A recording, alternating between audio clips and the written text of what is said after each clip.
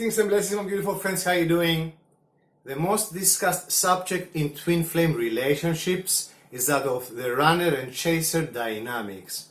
And today I'm going to dive deep for one more time in order for you to have clarity and learn the precious information that you are seeking.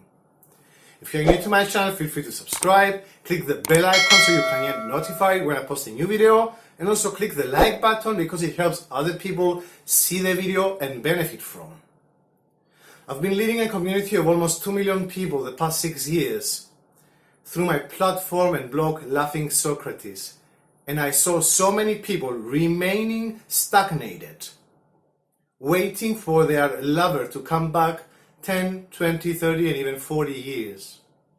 And today I'm going to reveal to you how you end up in that stage.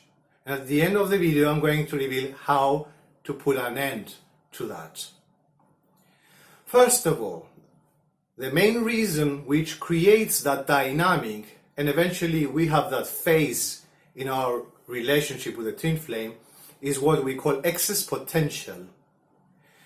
When we put a lot of importance to any subject, to any desire we have, to any person, and in that case, we feel a lot of love, but that love comes with underlying sense of abandonment because of our childhood wounds or even unresolved karma from previous lifetimes. So that excess energy for the universe to be able to balance these energies because of its law, it creates a gap between us and our desired object, which in that case, it is our twin flame.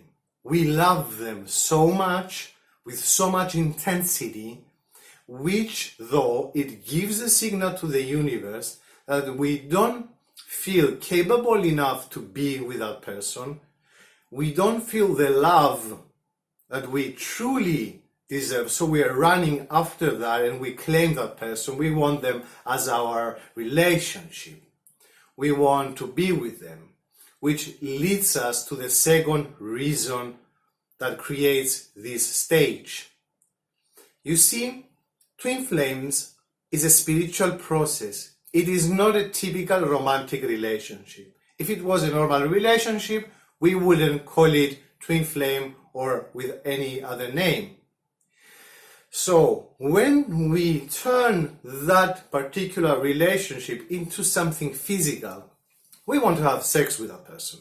We want to hold them by the hand. We want to cuddle with them. And of course, this is normal. But in that case, it is good for us to avoid going into a physical connection with that person, because it is there only for a spiritual reason, to channel to us wonderful information to help us with our own ascension, to help us remove unresolved karma, and to give us all this wonderful information that will help us generate a higher frequency and reach higher level of consciousness through channeling, through their presence in our life. But of course, the runner chaser has also a meaning to help us raise safe boundaries, to help us learn how to love ourselves deeper. So when we are changing the dynamic of a spiritual process into a physical one, again, we come with issues. We are needy. We come into that relationship with attachment issues, with neediness, which again creates excess potential, which is the reason that that person goes away. And again, this is the reason when twin flames turn toxic and represent a narcissist in our own reality, but in reality, they reflect some of our own narcissistic traits and issues. And in that case, when someone turns into a narcissist, it is good to not run after them, because we are going to give the signal to the universe that it is okay for us to have such experiences. And not only we're going to create more gap between us and that person, but we are going to attract more of these people, more of weaklings, narcissists, needy people, lower entities, that they will absorb our energy and they will act as energy vampires in our lives because we give the signal to the universe that we are victims. And people who support the idea of runner and chaser, they have really big issues with victimization. They don't feel worthy. They don't respect their own self. They don't love themselves. They don't know how to raise safe boundaries. So they are running after their own abuser, which of course in my articles we talk about the Stockholm syndrome, and which people are running after their abuser. So when you are in immediate connection with a person that runs away from you, and we call it runner and chaser, the truth is that this particular phase is called silent treatment, and it is a normal thing for narcissists. So instead of going out and searching in Google or random pages and see what other people wrote, go within your heart and ask yourself, do I deserve abandonment? Do I deserve someone who constantly runs away from me, who never replies to my messages, who never comes to my birthday, he never comes when I need someone? Or do I have to keep on with these underlying issues, or is it the time to heal myself? One, again, wrong thing that people teach out there is that of healing yourself in order to bring someone back, which I said many times, this is wrong. You heal yourself because you love yourself, and you owe that to yourself and other people, and because this is also one of the reasons that created all these crazy dynamics, because you didn't work on yourself before going after a relationship, or you were already married or in another relationship, you didn't manage to fix anything, and you are moving into that new one with karma, with guilt, with all these negative energies because you betrayed someone else, you are not standing your ground ethically and morally, and you bring all these energies to the new relationship without healing yourself, without learning your lesson, without being morally and ethically responsive to this life, like to respond in whatever happens to you with ethos and morality, instead going after your bodily issues, or you want to have sex, or you want to have new experiences, but you are not working also with your soul. So because you didn't work with yourself enough, you end up in that situation. So you should do that. You must do that from before.